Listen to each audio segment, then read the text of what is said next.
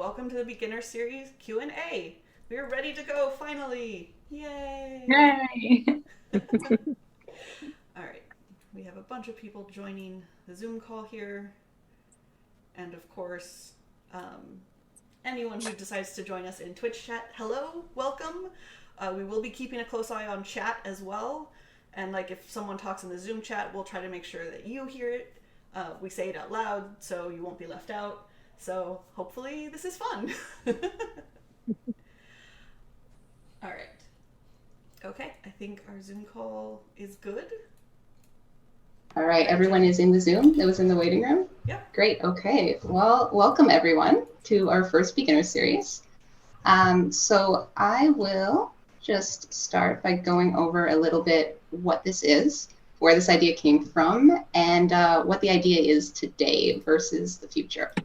So the idea with the beginner series is that we have a platform for people to be able to ask questions and get advice and just kind of talk more casually and be able to get some back and forth and get the knowledge from people who have been doing this a long time, and ask kind of more maybe specific questions that you may not see on the forum, or you may not be sure if you want to be posting on the forum, or just get some more detail in that respect. So today what we're doing is a trial version. This is something that we're planning on potentially doing weekly, even multiple times a week, depending on how interested people are, depending on the kind of engagement we get. But for today, we're just going to see how it goes. We know it's pretty short notice on this one, so I think we're also going to be doing another trial run maybe in a couple weeks from now. But for now, we'll see how it goes. You'll see, I think we have maybe 8 of us pinned right now. So thank you so much to those that have volunteered to be kind of hosts, is what we're calling them right now. So we have Fluent Pet test pilots and guides here today. So these are people that have proven that they're engaged in the community, engaged in learning, and they're approaching it from a way that's giving them, success, and is kind of they're the people that know what's what. Everything we say today is their own opinions. We're not at all, speaking for the research team. Nothing we're saying is fact, so to speak, but a lot of it are things that, we have found we all agree on, or we have found work for certain situations. So just going to go to my next slide here. The topic for today that we wanted to cover was choosing your first words. So that's a question we get asked a lot. We find ourselves repeating a lot of the same thing of what are some good buttons to choose. So what I'm going to do is go around to all of our hosts and get them each to introduce themselves, talk about what their first buttons were, and then with the knowledge they have now, what they may have preferred to do, what might have been better. I guess I'll start. So maybe I should have started with introducing myself, but hi everyone. I'm Ginny. My learner is Abe. He's a 7-year-old border collie, super high energy. We've been doing this for, I guess, a year now. And we started, like a lot of people, with an outside button, and it did not work for us at all. It was all the way down the hallway based off of like the structure of our house. It was out of the way. He would rather just, he wasn't super motivated by going outside. So what I would have done instead is start with a play button, ideally, because our progress didn't really take off until we added a play button, until he had something that he was really excited and motivated to. All right, so I will go to Jenny. Oh, sorry. Okay, well, I'll go to Lizzy then. Don't worry, Jenny. All good. Hi, everyone. So I'm Lizzy. I'm in Lincolnshire in England with my 7-month-old Maltipoo bunny.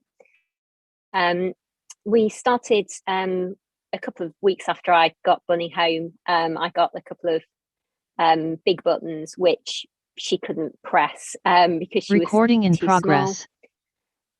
So we made a little bit of a false start then, but then at about 12 weeks, I received my Fluent Pet order, and I started with 4 buttons, which were outside, hungry, thirsty, and play. And I then added puzzle, maybe 4 or 5 days after that, and that was the button that really clicked for us.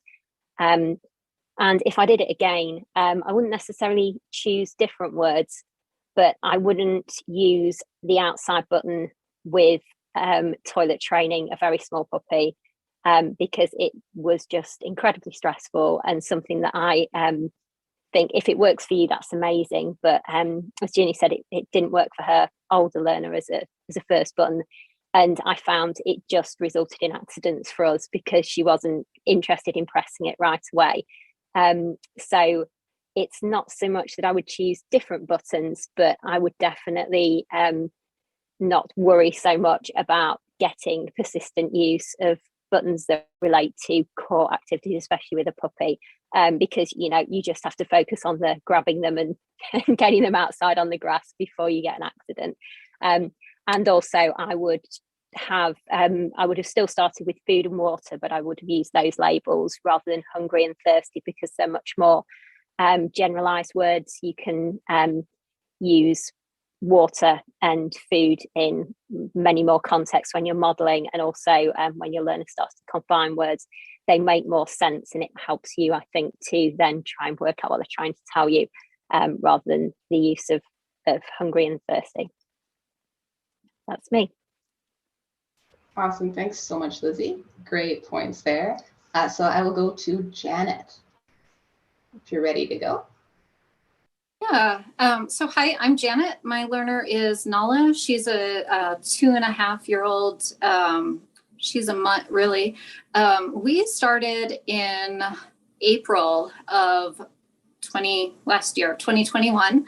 And she's currently at 35 buttons. Our first word was outside as well. It went very well. She pressed it within, 3 seconds of me setting it down. And then she proceeded to press it like about 50 times that same day.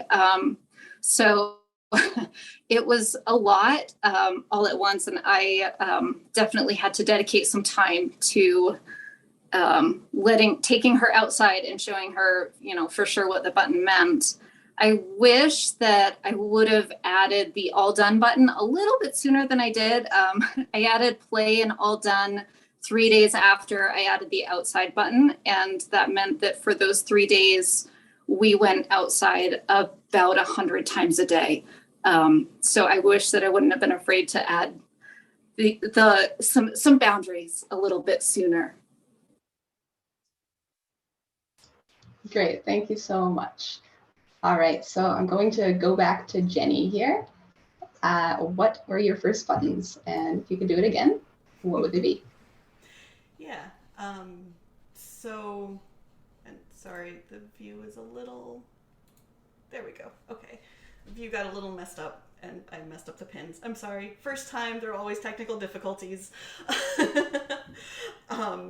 So our first buttons, we started with outside, like, a lot of people who started last year. And, it worked for us, but I don't know that it was the best place to start. If I could somehow go back in time and do it all over, I might choose another word, but it ended up working. So I'm Jenny. I have 3 learners, Orion, Hero, and Percy. Orion started with the buttons right away. Hero took 4 months, I think, before he decided, oh, these buttons are worth it. And Percy will only ever press if we really ask him to.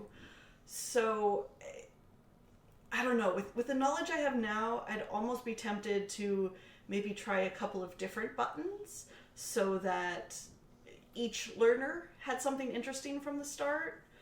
But it did work out for us, so I'm okay with how it went, if that makes sense. Yeah, definitely. I get the feeling there. Okay, next up we have Celiana. Hi everyone, I'm Celiana. I have two learners, Zuko, my dog, and Binks, my cat. And I just wanted to reply to what Jenny said about having a button for everyone in the household that would encourage them to press it. That is a great piece of advice. If you have multiple learners in your house, that would be a great way to start, that everyone has a button they want. Anyways, about my learners, I've been doing this for nearly 2 years. I started back in March 2020 with my dog. And like everyone else back then, we started with outside. It happened to work for us. It took a week before Zuko pressed outside for the first time. And ever since then, he has been pressing outside. It's probably one of his most used buttons. So there were no issues with that. Binks's first button press was probably outside as well. I just didn't realize he was trying to press it. But officially, his first button press is my own name because he really wanted my attention. And if I could go back in time and do things differently, for Zuko, my dog, I probably would have used outside as well, mostly because his favorite button is the play button. And if I would have started with play as the first word, he would have been so excited, so reactive that I would not be able to calm him down and actually teach him something. He would just spam that button a million times a day. So I'm actually glad I didn't start with play because he is such a reactive and playful dog. So that's definitely something to keep in mind, your temperament of your dog. You definitely want to try out a button that your learner wants to press, very high rewarding. And play is something really rewarding to my dog, but he will be too overexcited to really grasp the concept. So a less high rewarding button was the right way for me anyway. And as for my cat, if I had to teach him and choose a first word all over again, I would probably start with eat. He is, that's the one thing that he's always asking for, to eat. And before the buttons, he would just scratch my door or throw stuff on the ground, knock stuff off my shelves to get my attention because he wanted food, but he just didn't know how to ask for that. So that's something very obviously that he was trying to tell to me, but couldn't. So for my cat, I would definitely start with the eat button as his first button, if I could do it all over again. And that was me. Yeah. Awesome. Thanks, Ileana. I love that too, because that really shows the individuality of it, because exactly what we were talking about with the issues you had with play with your dog were the reasons play worked for us, because he was high energy and because he did need something that he was like, oh, okay, I guess I'm interested in these because I can spam it 10 times. So it's so interesting how individual. Definitely. I still recommend to pick a word that your learner really, really wants. It's just that specifically in my situation, my dog is so reactive that he'll spam press every button if he knows he's going to play. Oh, yeah. Like play is the only thing on his mind. He goes crazy. So I'm very happy I started with a lower profile button just to get him used to the concept. But definitely, if your dog likes to play and is not as hyper reactive like my dog, then definitely go for play. Awesome, thank you. All right, next up we have Mika. Hi, I'm Mika. My learner is Ovi. He's a 5-year-old miniature schnauzer. We started almost a year ago in Feb 21. His first words were play, scratches, and finished. So not outside. And I'm quite glad that we started with these, but the one that clicked for him the most was obviously the treat button, which was his fourth button. But that's a good thing that we had the finished button before that, so he couldn't keep spamming treat, treat, treat forever, but he did know that if he pressed a button, he would get something. And then he started pressing the play button and scratchies button a lot more as well. If I were to go back and do it again, I don't think I would change anything. I think I was quite happy with starting with play and scratches and finished. like some of you have mentioned, your dogs get overexcited and stuff. So Ovi was really excited to know that he could press these buttons and get things. So I think it was really important for us to set boundaries at the beginning to let him know that it would not continue forever and it was finished. So he had a chance to ask for something, but at the same time, he also knew that it would come to an end. So those were my buttons. Awesome. Thank you, Mika. And we have Morgan next. Hi, y'all. I'm Morgan. I have Adora, a border collie, and Jasper, a blind cat, who are my learners, as well as various other animals that are kind of learning as they go. With Jasper, I started with pets and at the time hungry, which, similar to what others have said, I wish that had been changed to either specifically kibble or wet food or eat. And I actually did 2 separate boards because I didn't want my dogs to have access to a food button. I figured Jasper would be obsessed enough with it, and she still is.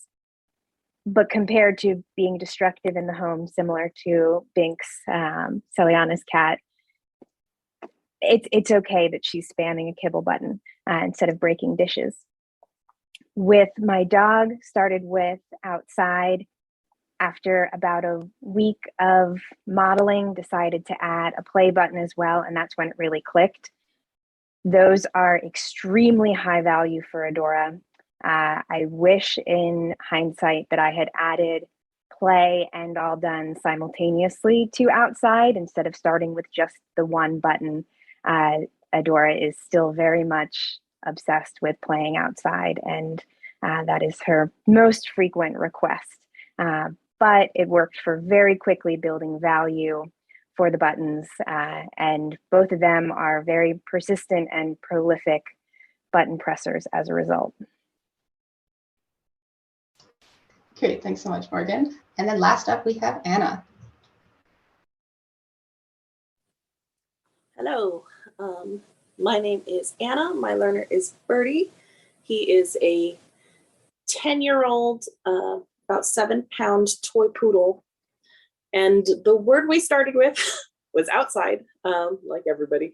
We started in September of 2020, and he's got about 70 buttons now, roughly. Outside didn't work super well for us. And I don't know, part of that may have been because we, like Lizzy said, we started with bigger buttons that I got off AliExpress that were like just the cheapest ones I could find. And they were much more difficult for him to push. And so I think some of his frustration with those early buttons being hard to push got kind of lumped in with the outside button specifically, because that was one that after the next buttons I added after that were play, game, and all done. The difference between those two is that game for us is like a training game where he gets treats, and he loved those. Those were definitely solid starters. I think if I were going to choose another one to add in like today to start with this dog, I would also add Love You, because that's a lower octane thing. And it's also just really nice when they push it. And it's like a thing that you don't feel bad pushing and not having them respond. Like with outside, there can be some stress about like, we do need to go outside whether you push this button or not, but like it doesn't, you're not upset if the dog doesn't say love you back right away. But then when they do, it's so good. So I do think you should think about like the oxytocin hit you'll get from introducing buttons. For us outside, he did not press outside until well after. He was pretty well established with a lot of other buttons. I think he had probably 10 or 15 buttons. And I only got him to start using outside by bribing him. Basically, we did like remedial potty training where he didn't get a treat for pushing the button, but when we went outside and went potty, he got a treat. And then he did start spamming the outside button for a while. And there were a few days where we were just going outside every 5 minutes just because he wanted the treat and he didn't have to go potty. But it was worth it because I was like, outside and ouch are the two reasons I started doing this button training in the first place. So I was like, oh, we got to get this one down. And we have it down now and it's great. I think if I had it to do over, I probably would still put down outside as a starter, But I would definitely put down probably about 4 buttons, I think, is a good sweet spot to start with. 3 or 4 buttons across kind of a variety. Like I said, it's good to have high octane buttons that they're really excited about, but also just like lower octane ones, because we see in the forums a lot of people who are like, I put down, like Celiana said, I put down play, or I put down my dog's favorite thing, and they're going bonkers over it. And then they sort of think that all the buttons, it's the same caution we have about food, that they're like, oh, we're going to go nuts over every button. And it's like, good to just have a button that's chill. That's like saddle or pets or something that's nice for everyone, but also is calm.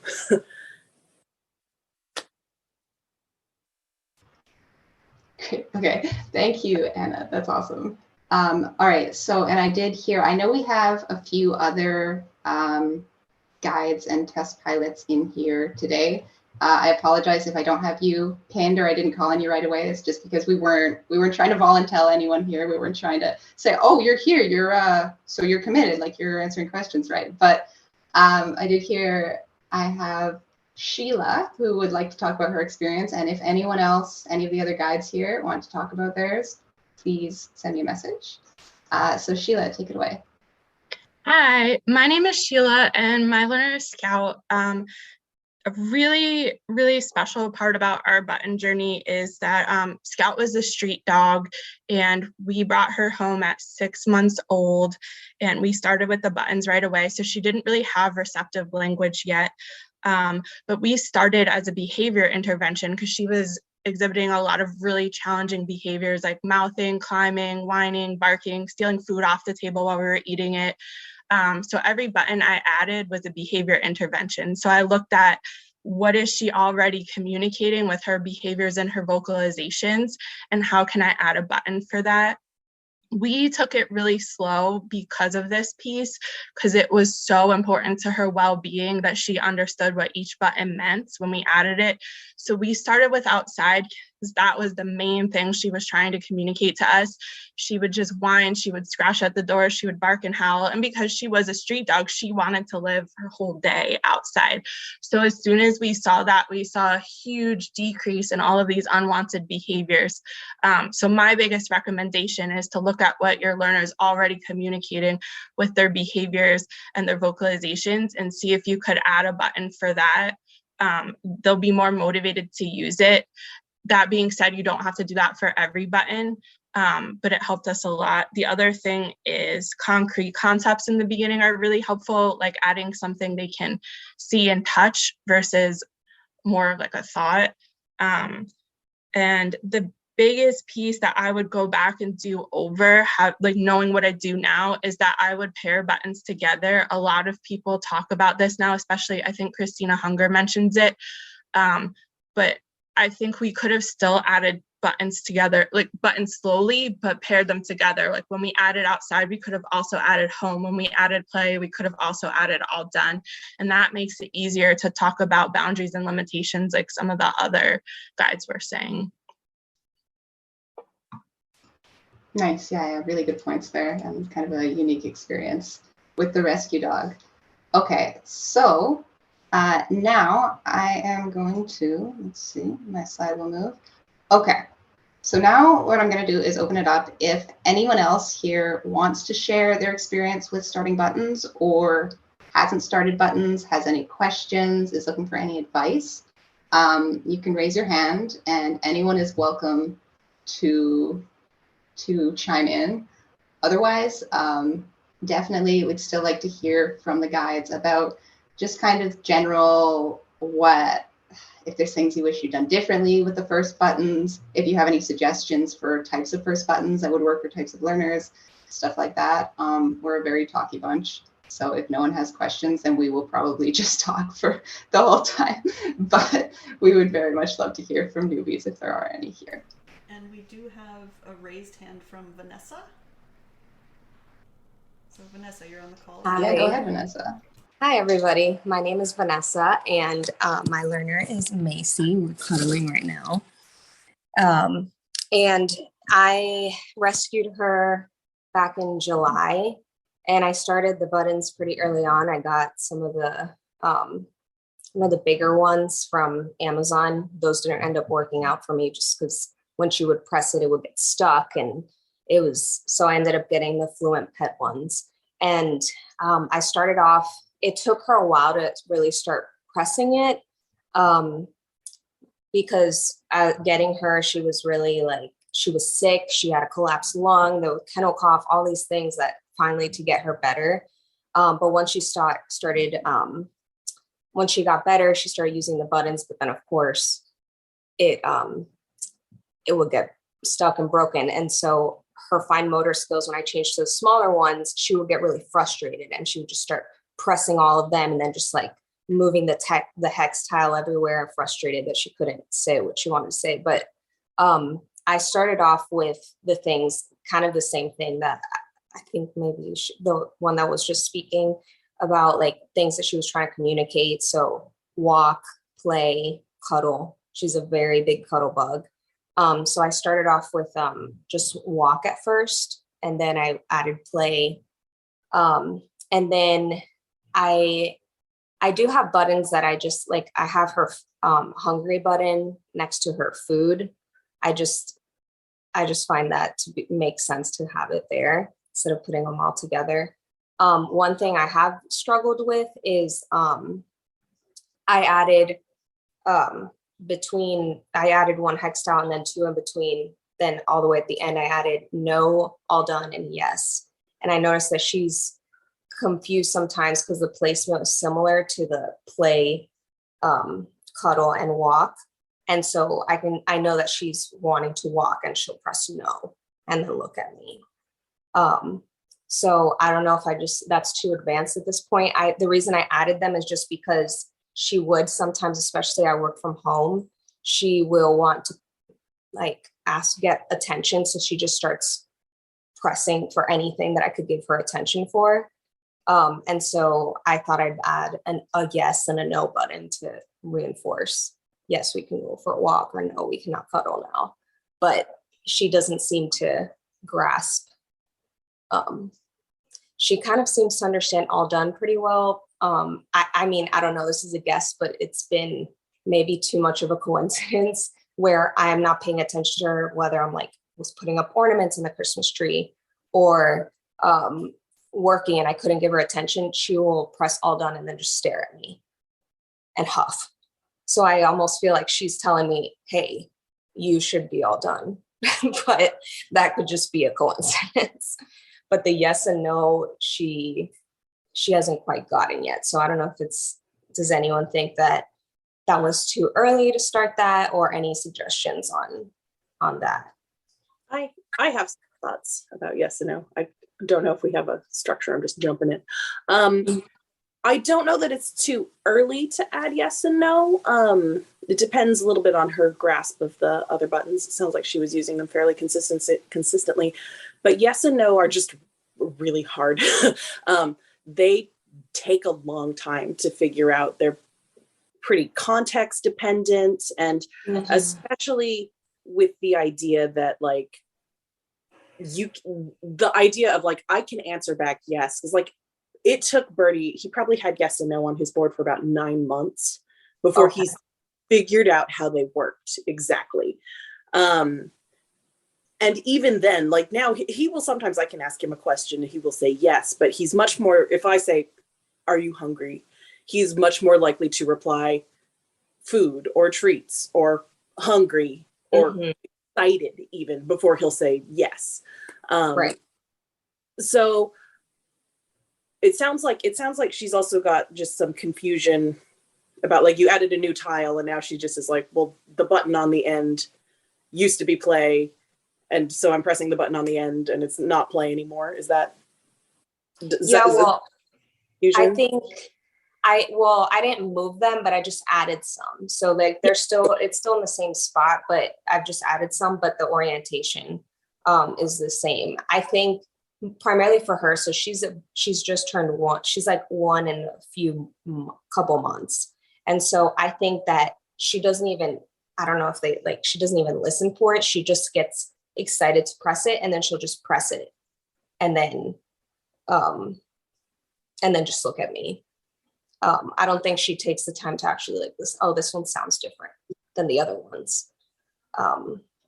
But she is very smart. It's just that she is, when she's paying attention, but she has so much energy. Yeah. And then I don't know, because you said that it took like 9 months so I've been waiting to add anything else because I wanted her to kind of master the ones that were there, but I don't know that I'd want to wait like 9 months to add another thing. So I wouldn't remove any of the buttons you have if you can, and we'll see what everybody else has to say. I don't want to take over the whole stream. What I would do is try to distinguish. Do you have, I assume you have like the Fluent Pet labels on the board. Do you have? Yeah. One thing that's been really helpful for us is just coloring, not all the buttons, because I feel like a board full of buttons that are all rainbow colors is as hard to look at as a board full of white buttons. But it's been really helpful for us to add, I just Sharpie the labels blue and yellow and like the colors don't really mean anything, but I have done that with like opposite pairs. So like yes is yellow, blue is no. No is that no. makes sense.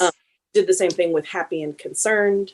And I don't know if that's made a big difference for Birdie, but I know that the colors, when I add a button with a color on it, he's much more focused on that button than he is on like the sort of generic white buttons. So I would pick a color that's a good dog visible spectrum color. So usually a bright blue or bright yellow, and stick that on play.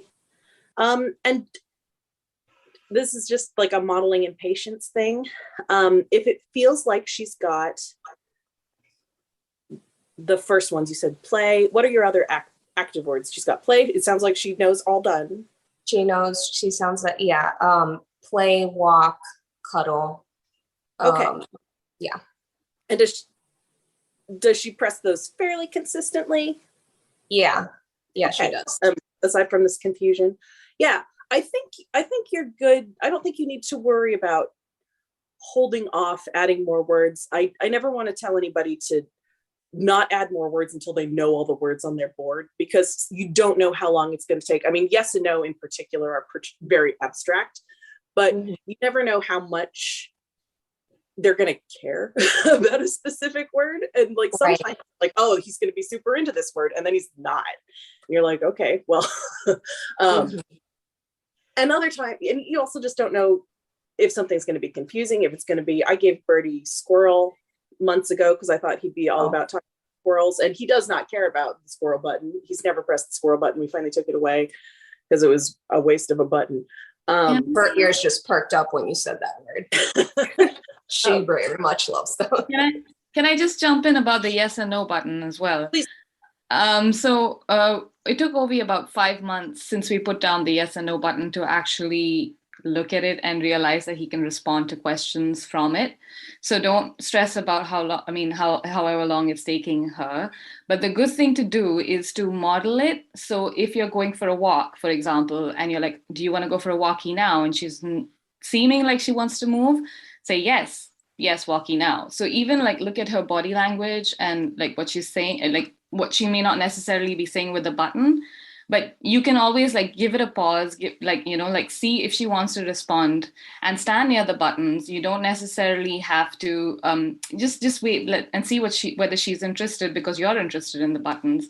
And if she seems like she may not even respond, but then you can give it a second and then be like, yes, okay, we're going to go for a walk now, if you are planning to go anyway, for example. And if she seems like she's absolutely not interested, and if you have the time to go later, then maybe you can be like, no, all right, we'll go later. So it took a lot of me modeling that with my dog Ovi. And sometimes my husband would just be like, oh my gosh, can we just go? But it's like, it's just about patience with them. And only recently now, for example, if I ask Ovi if he wants his dinner, we only have a treat button down. So if I'm like, treat now, and sometimes he says yes or no. And another thing is, don't worry about taking the buttons out. I don't know whether this is right or wrong, guys. Let me know if it's wrong. But sometimes I want to jump in here because I've actually had the same exact experience as Vanessa. It's first I want to go back to the yes and no button. So I'm slowly starting to realize that why it is so hard for our learners to answer a question with yes or no, because a lot of people here do not have learners that respond to questions. But I started realizing when I model yes, I say, for example, we go outside. And if they press outside, I say outside, yes. And then we go outside. And I've been doing that for 2 years. And I realized lately, wait, I haven't been modeling yes. I have been modeling now, as in time, as in yes, we go do that now. So that's what I think a lot of learners are actually learning at the moment, that when we model yes, we are teaching them now, the time frame, as in yes, now we go do this. So that is probably why they're also not really answering questions. So if you ask them a question, they're less likely to press yes, but more likely to press eat or outside or play instead. So yeah, that's definitely something to keep in mind when you're modeling yes, that you could technically be modeling a different kind of concept. But anyways, back to the different kinds of buttons that you added, and that your learner isn't pressing the right one anymore, even though you know what they want. I've definitely had experience with that. It is mostly because my dog is very, he learns where the buttons are. And if you add onto them, the button next to it just means the same thing next to the other one. So it's the same thing. That's probably what's happening to yours as well. Yeah. And it has been really hard for me to figure out how to stop that. I've had the most success with spreading the buttons apart. Like if it's on a hex tile, the hex tile is like this tiny. And if you put two buttons next to each other, it can be hard for some learners to actually think like, what is left and what is right? I mean, I'm a human and I confuse my left and right all the time. I can imagine it would be harder for learners. So I would suggest to actually spread them apart and think more about what your soundboard looks like, and help your learner to orientate themselves on the soundboard to know which button is which. And the way that I've done that is by making a really weird shape with my soundboard. So it's like big Lego puzzle stuff, and every button, if you look at it, no matter which direction you're looking from it, it's really easy to remember, oh, that means outside. Oh, that one means eat. And I've been using stickers and shapes, even height elevation I've been using. And that's at least that's definitely helped, but it hasn't solved the problem. But that's definitely something you could try and do. Okay, that makes sense. Yeah, because I just have it straight across. And that was the worst one for my dog. Straight just meant everything is the same. Yeah. And he would only press the outside. Yeah. Are they pressing only the outside ones? Never one of the inside? She's pressing the inside ones too, but there's only like one that's inside. Like the other ones are all. Yeah, so a lot of learners are also, if you start stacking buttons on top of each other, like the game 4 in a row, the learners will only touch the outside ones and never the inside ones. They're too scared to go over the buttons. So definitely the setup right there. Look at Morgan to see. That one is actually really nice pattern that Morgan has. It you can that's see Vanessa's board. Yeah, that's it. Oh, that's Vanessa's board. That's it. The patterns at least are really nice, but yeah, it is straight across. I would recommend putting the two middle hex tiles above the other one, so it's kind of like a V shape. Yeah, definitely recommend. Because then at least she could access all of them without having to step over anything. Yeah. Well, I mean, a V shape is definitely like the most recommended shape for a soundboard. So I would suggest anyway. Let me. I want to add into what Celiana was just saying. We have seen that definitely some learners have issues with, for example, stepping over buttons. Not every learner does. So I want to say that because some people, yes, some learners. Yes, I mean, some households it works to have more of a straight line. We have generally seen when people start getting really large boards that it seems like almost more of a horseshoe might be nice. But remember, this is all still very new for everyone. Like the absolute longest this has been going on is 2 years. So everything that is said, take with a grain of salt, and remember that your learner is an individual and is different. So this is, experiences from us, and then Kelly and I work with the research team as well. so it's something to keep in mind. We have, like, those of us who are pinned in this call, we've been around for a while, we've been really participating, and Kelly and I know sort of, the research side, and we've been really aware of the community overall as well. But even then, always be aware that your learner might be slightly different. Don't take everything with like, yes, that is it, I must do it exactly that way. And Right. so I want to make sure I add that into everything we're discussing here, is always stop and think and be like, does that sound like it would work for me and my learner? If not, okay, then don't do that thing. Let's try something else. Yeah, that's such a good little caveat. I just need to add that at the start of each of these sessions. Yes. Okay. I really love these discussions. Ginny, Yes. Sorry, can I one just last really thing. quickly? Yeah, Yes. I'll just. So I know quickly Teddy's jump been in as waiting very someone with- patiently. Yeah, just someone with a younger learner, and yeah, I mean, for us, I put a third row of tiles and a button at the top to kind of experiment really whether Bunny liked that. She didn't, and I had to move that tile in more centrally to a straight row. So yeah, it is definitely very different. But I think just on going back to the yes no thing, I don't have yes and no on our board, but I do have later, soon, and now.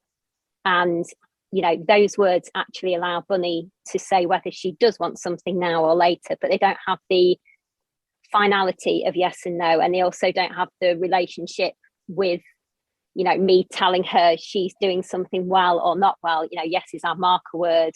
You say no, and it's generally not just a passive word that says no, it's actually telling your learner that I don't like you doing this thing. So actually, I think that there may be, I wonder if they're more difficult concepts to learn also because they're very weighted for our learners. Because, if you say, no, stop that, that's not just, I don't fancy eating a treat now. It's actually, that's a bad thing quite often in a lot of households. So, I've, as I say, Bunny's 7 months, she's been using no and soon and later to tell me whether she wants things for, a good couple of months. And I modelled them for a few weeks before I put them on the board, put them down on one tile together, and she started using them that day contextually appropriately. So, I'm not suggesting that every learner would have that experience, but with a younger learner, I found that those were concepts that she took to really well. And it was really easy to, everything you do, you just add now to, and you just try and remember, an hour before a walk to tell them you're going for a walk later, 15 minutes before you play, you're going to play soon, or whatever you decide your timeframes are. And they're quite easy words to model and integrate into every day, but they maybe don't have the weighting of yes and no. So if you're still wanting to work on giving timeframes that aren't just all done, or giving some kind of ability to articulate, then that's something to consider, I think. And then, sorry, Ginny. Great advice. All good. All right. Thanks, Lizzy. Okay. I am so sorry, Teddy. I know you've been waiting very patiently. Go ahead. That's okay. No problems. It's been really good hearing everybody's conversations. So we have two corgis, one that is 2.5 and one that is not quite a year. And we got the buttons and started using them when we got our puppy that's not quite a year. So he was 10 weeks when we brought him home, started using the buttons right away. He's picked up the buttons really well, and he's been using them. Just a side note, you were talking about the spacing. We've got him up to about 15 buttons now. And when we added in the last one on the hex tile, we put one in the middle of the hex tile, and that thoroughly confused him, and he stopped using all the buttons. And so we took the one out of the middle and moved it over somewhere else so that it was more spread out, and that helped a lot. So that was just a side comment. But my question is really, we can't get our older dog, who's really not even that old, he's only going to just be 3, but he will not use the buttons. He understands them because he reacts when we push them, or his brother will talk to him.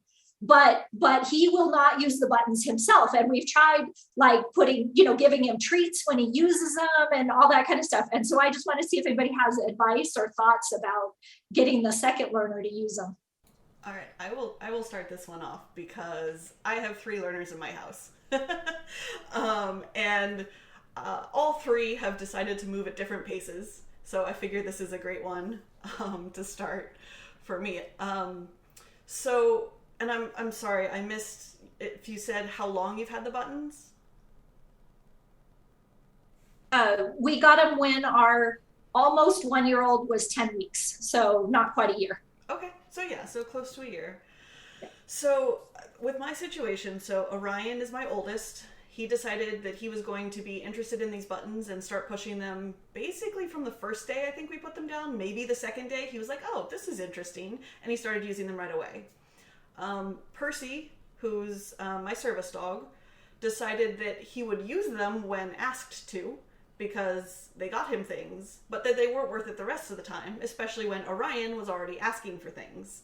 And then Hero, all of a sudden, out of the blue, 4 months in, decided, oh, hey, I can use these things to ask too.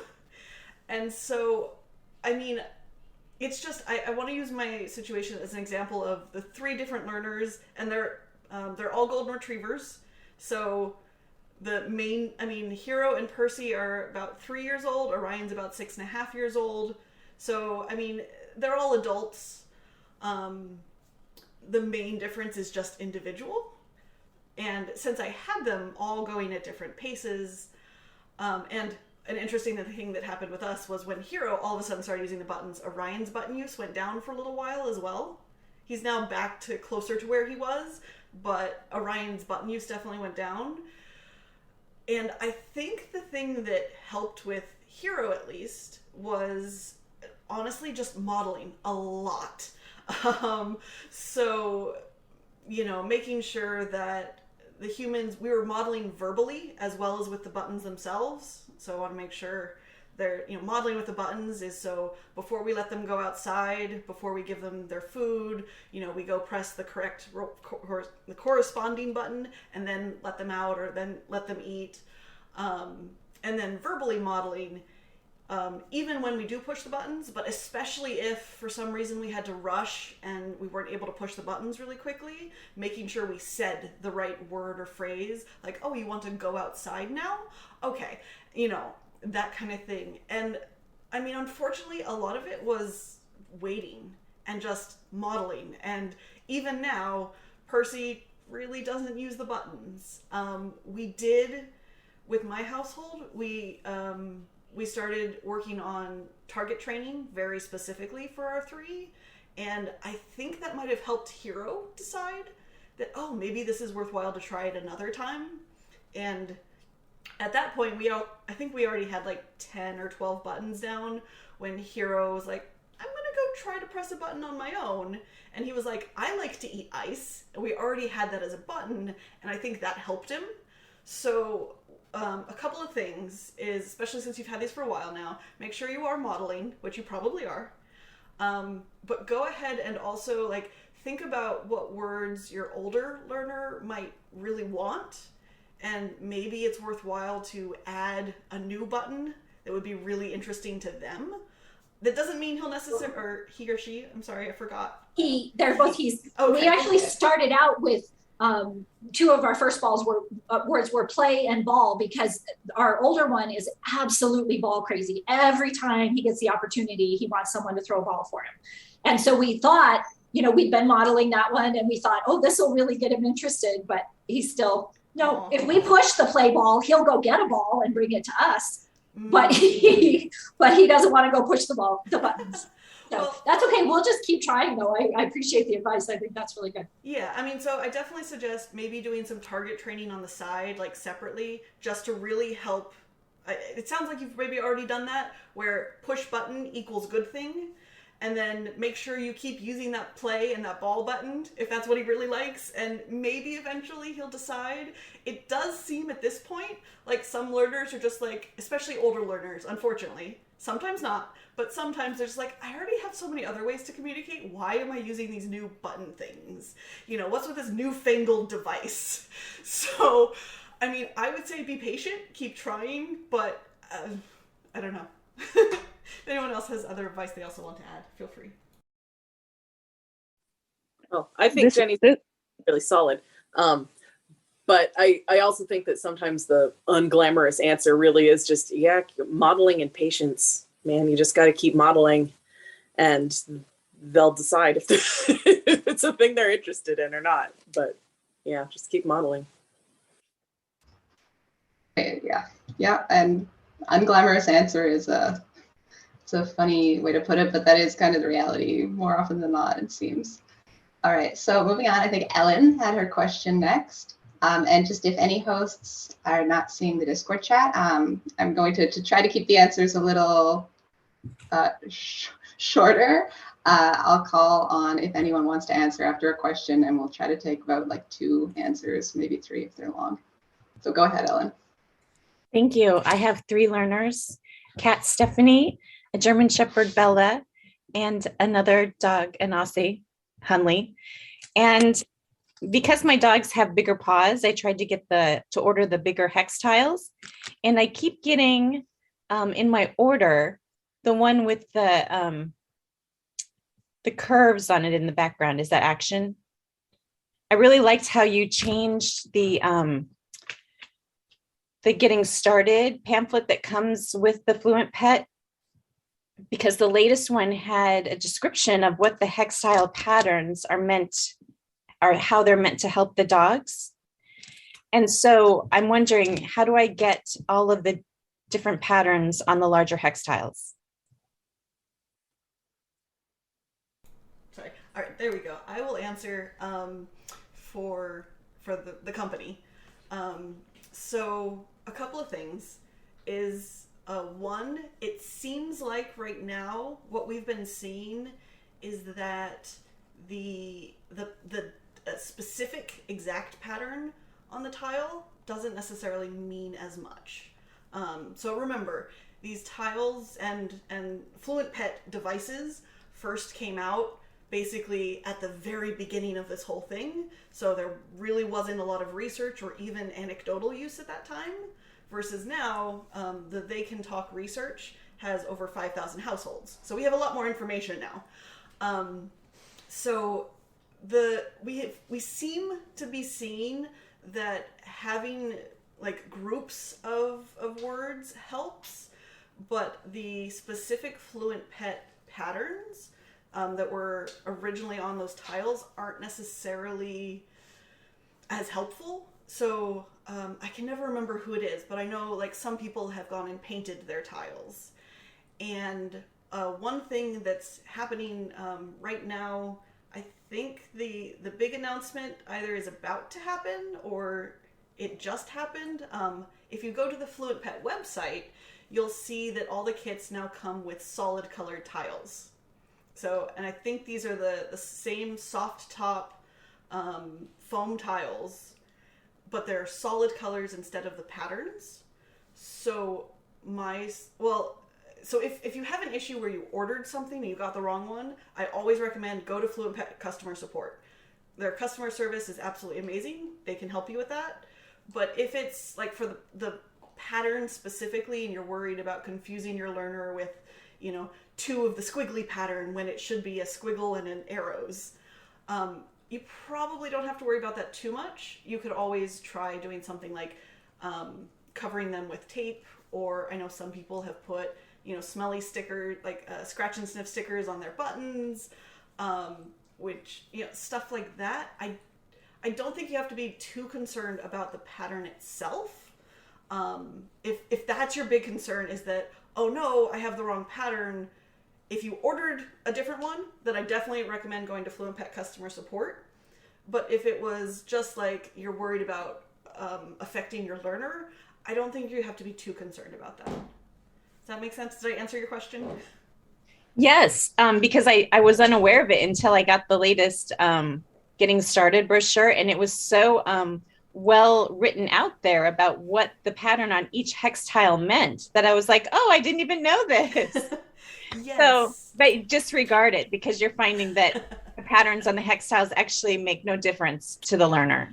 I mean, I wouldn't say that it's no difference, but it seems like it's not a lot of difference. So having them grouped is more important than, especially the really complicated patterns that are on the original tiles, doesn't make as big of a difference. And yes, there was a lot of science that went into it ahead of time. Unfortunately, it was guesswork. And as we all know, sometimes guesses fail.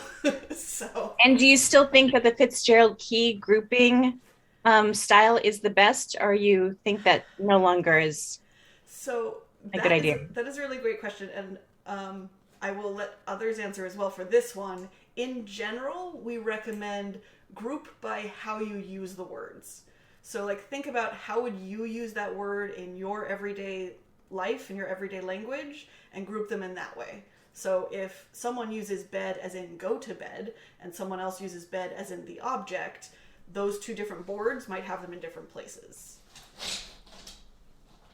And of course, someone else, please feel free to step in.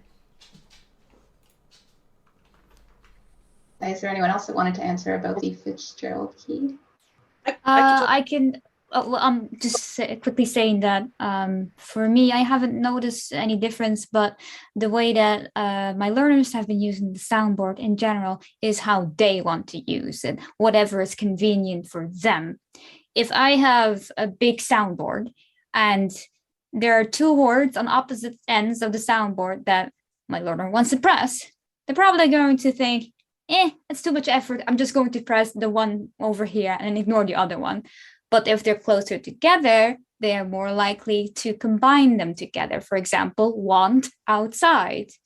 So when I started thinking about it like that, like what is convenient for my learner to press, I started grouping buttons together, not based on Fitzgerald or grouping based on action, verbs, and whatever.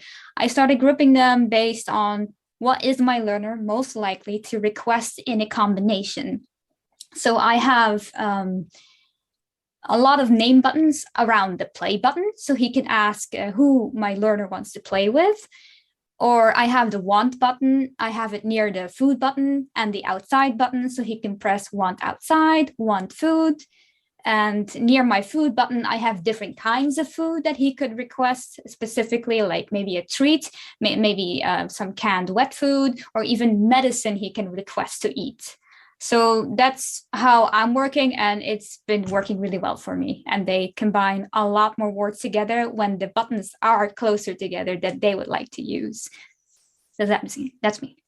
Seconding that, that's similar to how I've set it up with my animals as well. And I would pay attention to the direction at which they approach the board, as well as like if there's an area that's easier for them to make eye contact with you, that can sometimes have it like make a difference in what they enjoy pressing.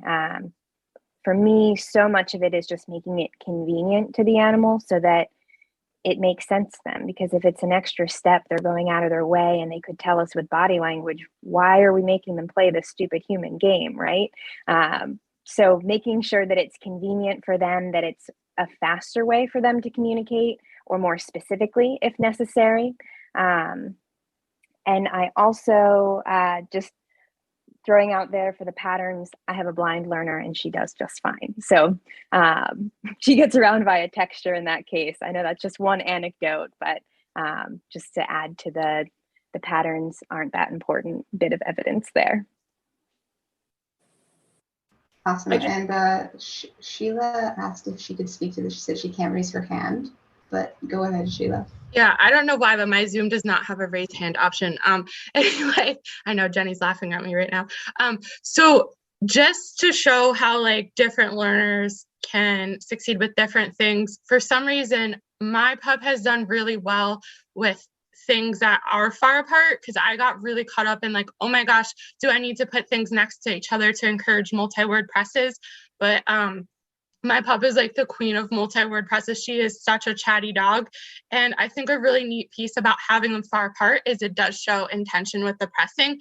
So I can know she didn't accidentally step on a word next to that word, because she's constantly just pressing so many buttons. I can go back on my camera and watch like, wow, she really searched out that one at this end, and she really searched out that one at this end. And that being said, that does not mean like you shouldn't put them next to each other, because you heard other people speak that it's been really helpful to put things next to each other. But for us, because she's pressing so many buttons and pressing them quickly, I really wanted to see like how intentional it was and deliberate it was was each press. And for me, seeing her go from one end of the board to the other and then back to the other, I got to see like, wow, she's really, really doing these multi-presses on purpose. So I thought that was cool. But like Jenny said in the beginning, what works for one person could be different for another person and learner. So I just wanted to speak to Scout's experience. Awesome, thank you. All right, and I raised my hand just because I do want to acknowledge some questions from the Twitch chat.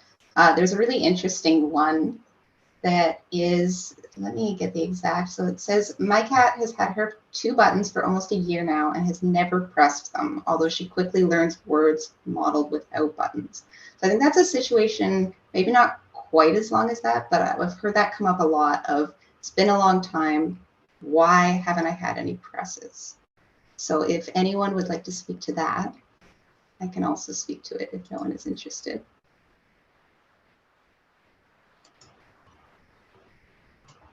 Sorry, OBS, I'm figuring out the technical difficulties. All good. So, I mean, I can try to be quick of, oftentimes if you've had buttons for, I generally want to say like at least a month or 2, because sometimes learners take a while. I mean, my example of Hero took 4 months before he decided to use the buttons, so some learners take a while.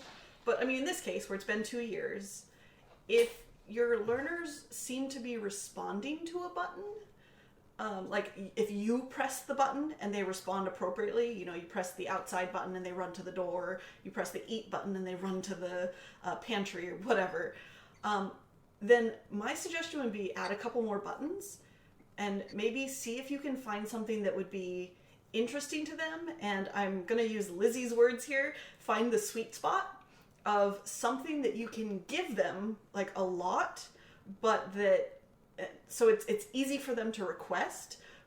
So you don't necessarily want walk, let's say for a dog, because if it's a whole process, especially in the middle of winter, you know, to go for a walk, that might not be a best starting word or a best interest word, but you know, something that they get all the time. Like if you're going and petting them all the time, which most of us do, that's not necessarily a motivating word either, because they're getting that already. So finding that sort of sweet spot of your learner really wants it, but you know, they also don't have a good way to ask for it.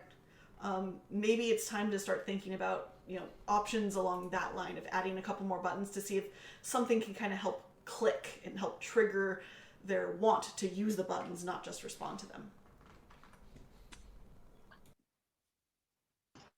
Yeah, fully agree. I just want to highlight the thing you said about like, if you press a button, what is their reaction? Like if you press food, are they running to the pantry?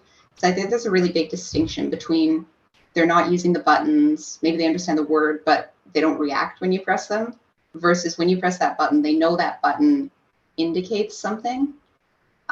Because in that scenario, it's a much easier time. Like you said, maybe they just aren't interested in the buttons they have, or they're not, you know, confident with the targeting, versus not understanding the buttons at all, which usually indicates maybe you need more modeling or something like that.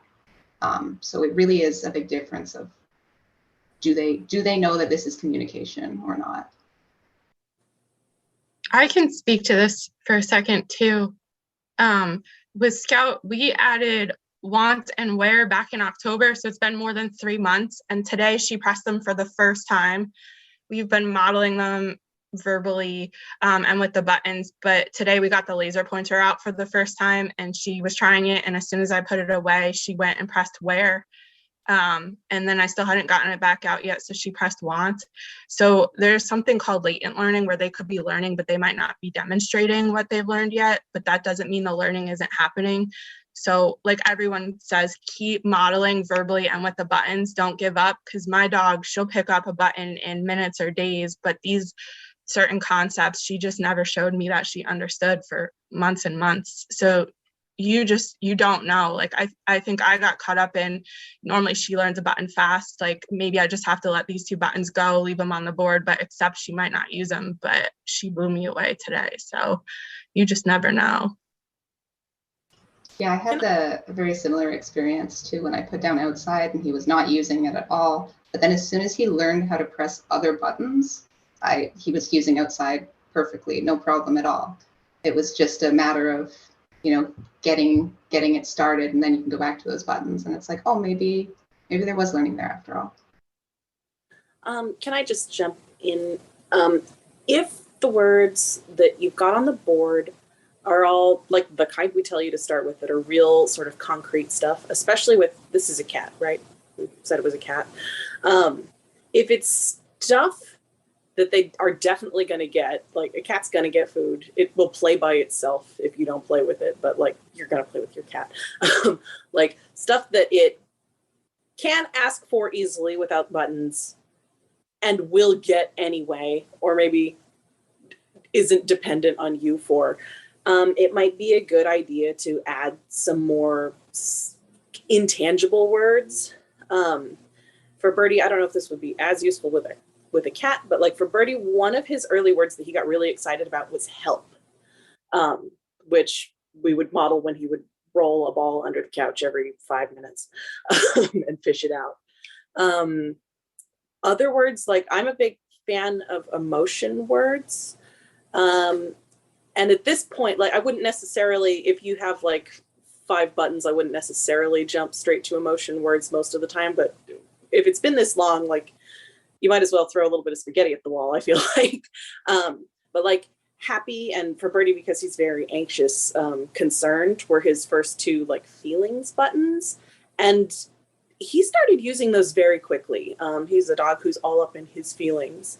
And so I would think, if you can, kind of outside the box about stuff that maybe you're not even sure if it's something your cat wants to communicate to you, but like that you just think like, maybe, I don't know.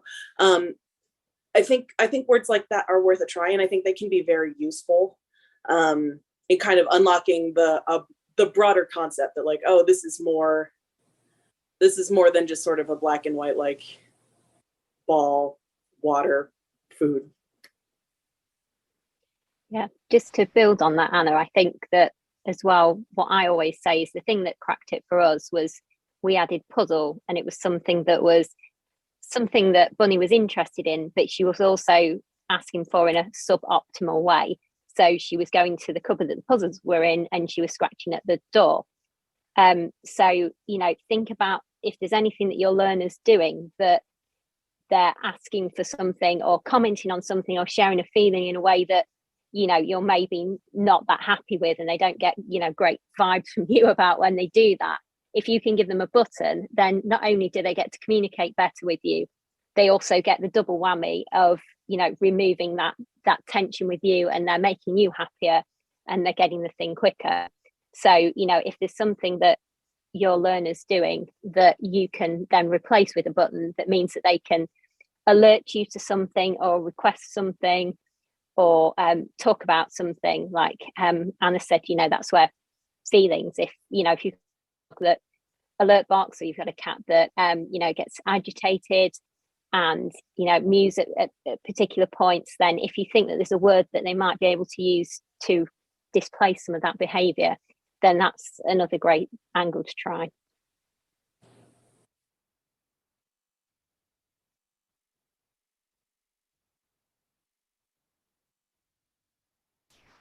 Okay. So I think if anyone has any other questions, for sure raise your hand. Otherwise, we might take a quick look at some of the in-chat questions we've got here. I know Ellen is asking about Fluent Pet Connect. I'm not sure where we are at on this, Jenny, or if Kelly is still in here, if you want to talk about that, or if that's still kind of in progress. So I can talk a very little bit about it. So Fluent Pet Connect, if you're not aware, is the newest product that is coming out by Fluent Pet.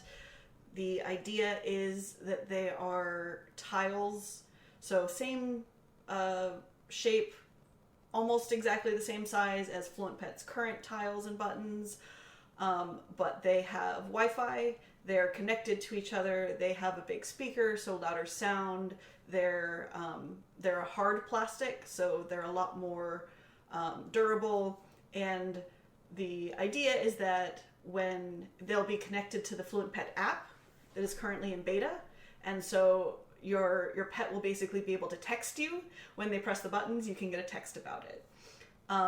So the Fluent Pet app is in beta right now.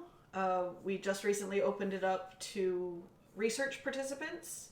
If you're interested, you can always go to the how.theycantalk.org website. That's our forum for its general community, but also a lot of the research chatter is on there too. And there's under the forum frequently asked questions, you can see how do I join the research. You can apply there. And then if you're a research participant, you can apply for the app beta. We are slowly sending it out to our research participants who are interested to try. The goal for the app is it'll be available to everyone eventually. We're just not quite there yet. And then the Fluent Pet Connect is still in alpha testing, so it's not even there yet. We have a couple of people who have tiles right now who are testing. We're trying to figure out all the bugs, make sure it's working before we go on to a beta test. But it's looking to be, the Fluent Pet Connect is basically looking to be sort of the next step without making the current buttons obsolete. So the idea is if you're able to and you want to get the Fluent Pet Connect, once it's out and everyone can buy it, it will be a different way of accessing the Fluent Pet buttons. But the old buttons will still be on the site. They'll still be supported. We're not going to, Fluent Pet isn't going to just suddenly say, okay, the old buttons are gone, moving on. I promise there's still support for the old buttons as well as the Fluent Pet Connect. And right now, mostly it's a lot of, we're working on it. We kind of want to let people know that it's coming, but there aren't necessarily a whole lot of details because everything is still in testing. But it's getting there and it's getting closer. And I believe the hope is that the Connect will be available by summer at latest. But unfortunately, don't hold me to that right now. It's always possible something big will happen. I know we keep having manufacturing problems in the recent years. So hopefully it'll be, soon. But right now, that's kind of what's going on. I just want to pop in and say that Fluent Pet Connect was created in response to a lot of requests that we've gotten from the community and from our test pilots and some of our most engaged research participants. That log just became too overwhelming for them because our learners were so prolific and needed better ways to do that. So this was sort of for them, for people who are really in need of that and super interested in that. But we're just as committed to the analog buttons or the buttons you have now. Those are just as important because not everybody needs a digital logging system. So, like Jenny said, equal value placed on both now and going forward. Thank you so much, Kelly and Jenny, for doing that. And yeah, as they said, it's in the works, so we should be able to, if we have another iteration of this as they go on, it'll be more and more people using them, more and more information to be given about that. So the answers should get better and better. Anyways, not seeing any other questions. I think this is a good place to wrap it up. We're at 4:17. Thank you so much for everyone that joined, both the hosts for answering and everyone else that popped in, asked questions, and made this actually a fairly successful trial, which is very exciting. We're expecting maybe 1 or 2 people to join, but this has actually been great. So keep an eye out. We'll make an announcement probably on the forum, maybe send out an email. We'll see for our next one if we're doing this again. And otherwise, have a great Sunday, everyone. Thank you so much. And I want to remind everyone that I know we said this at the beginning, but in case anyone has come since, we're thinking of doing these maybe once or twice a week eventually. So hopefully this will start becoming a more regular thing. So definitely keep an eye out. And also feel free to message me on the forum. So Jenny I think my name is basically Jenny, Orion, Hero, and Percy on the forum. And I can help make sure that you're getting, access to the research side, or if you need help enrolling, or if you have questions related to Fluent Pet products, or whatever, I am here to help you guys out. So definitely keep an eye on this series. I'm excited to see where we're going. And yeah, take care. Thanks, Jenny. Thanks, guys.